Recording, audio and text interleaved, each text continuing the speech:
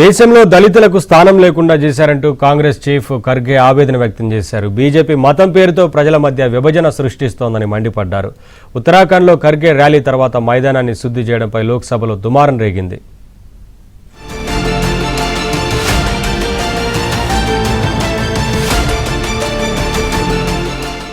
Parliament వర్షాకాల సమావేశాల చివరి రోజున రాజ్యసభలో గందరగోళం నెలకొంది. ఉత్తరాఖండ్ ర్యాలీలో భాగంగా తన ప్రసంగం తర్వాత వేదిక దగ్గర బీజేపీ కార్యకర్తలు శుద్ధి కార్యక్రమం చేపట్టారంటూ ప్రతిపక్ష నేత మల్లికార్జున ఖర్గే మండిపడ్డారు.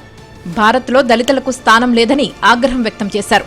మతం పేరుతో వాళ్లు ప్రజల మధ్య విభజన సృష్టిస్తున్నారని, తాను పర్యటించిన ప్రాంతంలో శుద్ధి పేరిట హోమం నిర్వహించాల్సిన అవసరం ఏముందని తీవ్ర ఆగ్రహం వ్యక్తం చేశారు.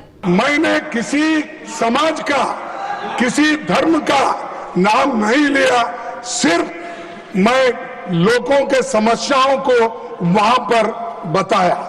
लेकिन मेरे स्पीच होने के बाद कल वो लोग बीजेपी के लोग सब मिलके हवन करके उस स्टेज का शुद्धिकरण करने का काम किए।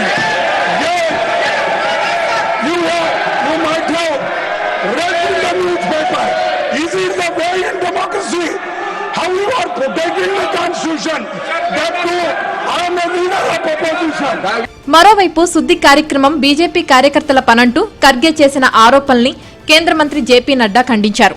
ఆ వ్యవహారంతో తమకు ఎలాంటి సంబంధం లేదని స్పష్టం చేశారు. బీజేపీ చేసిందని పదే పదే చెప్పొద్దని, తమ పార్టీ అలాంటి వాటిని ప్రోత్సహించబోదని చెప్పుకొచ్చారు. ఆ ఘటనపై దర్యాప్తు జరిపిస్తామని హామీ ఇచ్చారు. जो बात कही गई है, मैं कह रहा हूं कि भाई आपको जितनी दुख है उतना मुझे भी दुख है, मैं भी उतना उसी सेंटिमेंट्स के साथ चल रहा हूं।